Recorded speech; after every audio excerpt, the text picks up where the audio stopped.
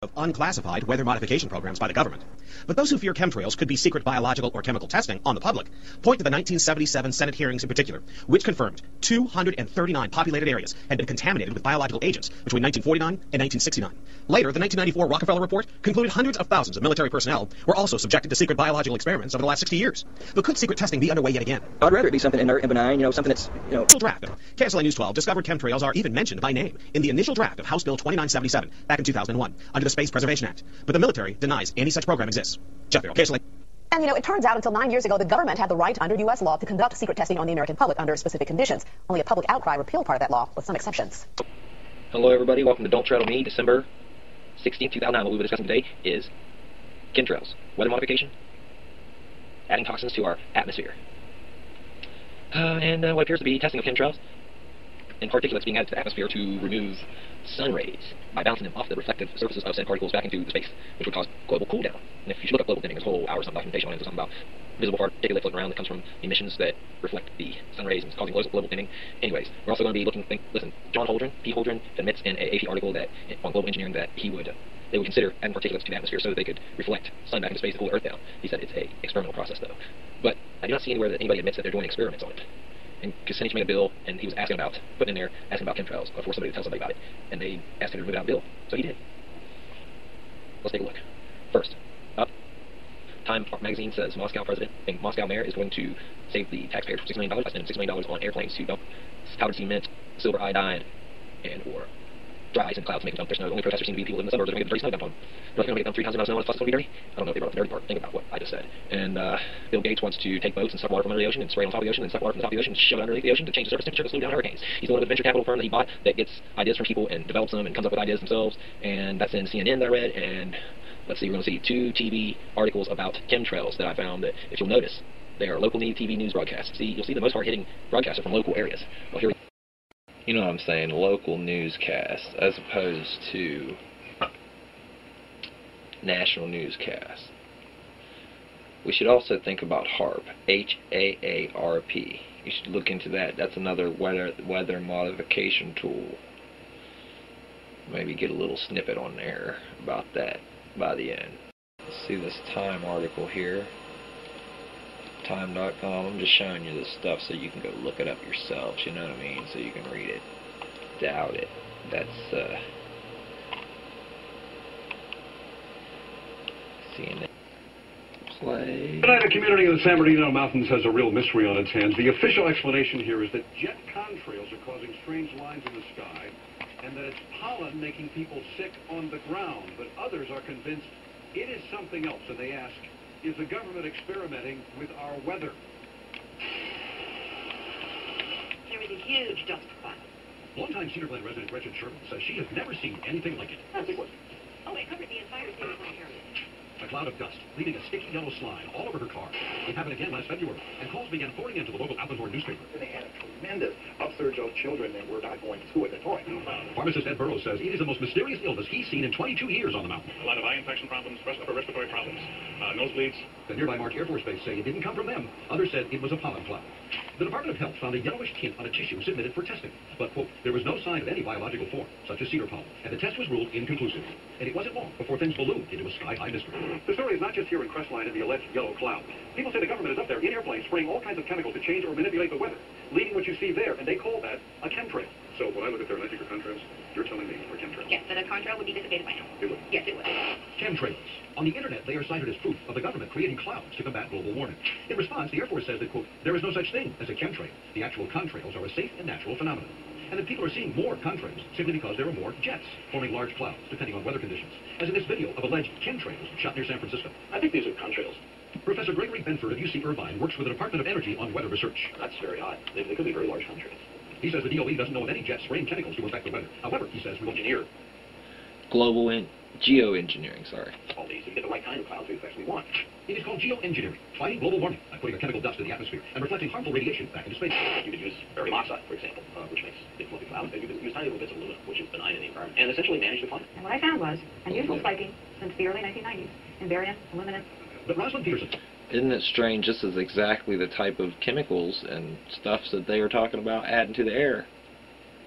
A California Skywatch says health department records show a sharp increase in both chemicals in the water supply of Northern California, dating from the time the huge chemtrails first appeared over her home in Mendocino County. What's the significance of the barium removal? I went and got all the tests, and all these things in the same test would be up way over state and federal standards. It had to be airborne because how Over the safety standards. to get to such diverse regions of our county. We have jets going in every direction: exodus, east, west, north, south. See, I'm hearing that they actually add stuff to just regular jet fuel that comes out in the trail, and the contrails used to dissipate. I remember watching them. They used to go away fairly quickly. I think they're right when they're saying it used to go away quicker than it does now.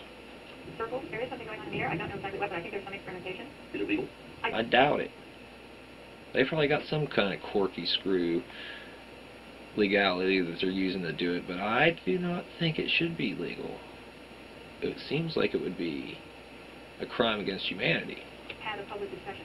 But what is unknown today may be actual fact tomorrow, thanks to a bill soon to be voted on in the U.S. Senate, a Weather Modification Act, calling for research in, quote, attempting to change or control by artificial methods the natural development of atmospheric cloud forms. Doesn't seem to you that they're going to be doing it in the future for sure. Yes. And if they are, I want to know about it. Isn't it? See, this is something that we should do in the future if we have a for sure certain reason to. Not just test. Meantime, a lot of people are wondering if they'll ever get clear skies and a clear answer. Legislation is there. Therefore, somebody's thinking about this. How does this make sense? I'm not making Overseas, over Arrowhead. I guess you have to try it out before you use it. I'm not sure. Well, you be the judge. We'll keep you posted on anything further on this story, and there will be more, that's for sure. More information on the weather modification proposals, check on our website, NBC4. Alright, you can go to their webpage and look at more. Here's another article that seems quite suspicious.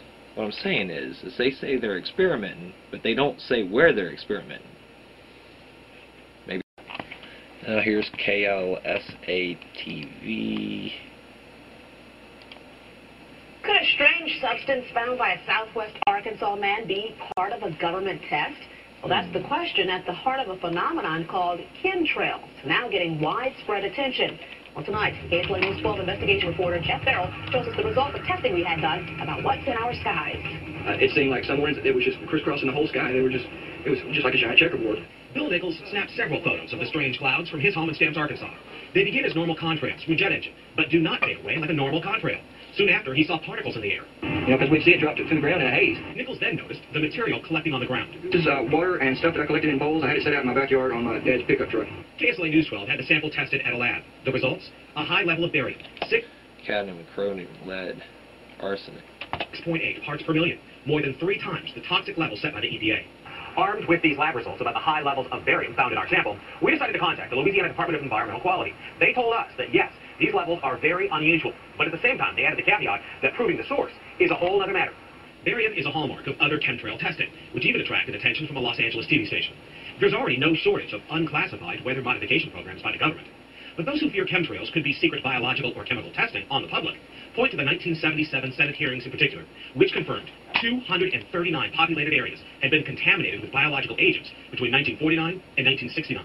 Later, the 1994 Rockefeller Report concluded hundreds of thousands of military personnel were also subjected to secret biological experiments over the last 60 years.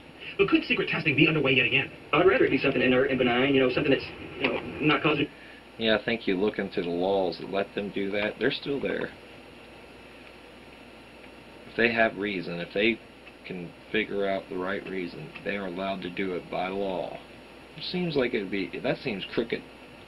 Any damage, but I'd like to know what it is. KSLA News 12 discovered chemtrails are even mentioned by name in the initial draft of House Bill 2977 back in 2001 under the Space Preservation Act. But the military denies any such program exists. Jeff Farrell, KSLA News 12 reporting. And, it turns out until 9 years ago, the government had the right under U.S. law to conduct secret testing on the American public under specific conditions. Only a public outcry repealed part of that law, with some exceptions. Now, Jeff's report mentioned high levels of barium linked to those alleged chemtrails. We wanted to find out exactly what effects barium has on the body. We spoke with Mark Ryan, the director of the Poison Control Center. Ryan tells KSLA News 12 that short-term exposure can lead to anything from stomach to chest pains. Long-term exposure causes blood pressure problems. Ryan addressed concerns by chemtrail researchers that barium could be meant to wear down a person's immune system. Anything that causes ill effects in the body long-term chronically is going to affect your ability because it's constantly working on the body. So from that aspect, yeah, it's a potential. Ryan says he's conducted research on his own about secret government testing on the public, but he's still a bit skeptical about the alleged chemtrails, at least at the moment, because the Poison Control Center has seen no calls about exposure to barium. I don't know. Look up and see if people are calling in about barium problems now, since they may have seen on the news that there might be causing them a problem. If they're having a problem, they might start looking up and see what the problem is. But anyways, what I'm saying about this whole situation seems a little odd. The HAARP situation, I mean, they're talking about shooting radio waves into clouds of metals that they put into the air to heat up the atmosphere in different places. So I would just say, look into it, people. As always, observe your environment and inspect it. It may not be as safe as it could be. I mean, these things could easily be stopped if only enough people knew about it, and we could force some congressmen to just make some bills that says we got to know about it if you are doing it, and make some other bills that says we're going to arrest you and put you in jail because you're crazy loons for doing it. Anyways, until next time, have a nice